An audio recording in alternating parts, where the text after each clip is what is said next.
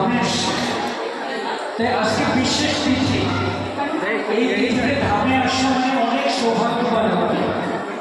তাই আজকে ধামে আসলে এমনি করে সেবা করা উচিত, কোনো না কোনো। তারপর জন্মতিথি ভগবান, আমরা গৃহে জন্মতিথি বানালে কত কিছুর আয়োজন করি, আর ভক্তরা ভগবানের জন্মতিথির আয়োজন করে।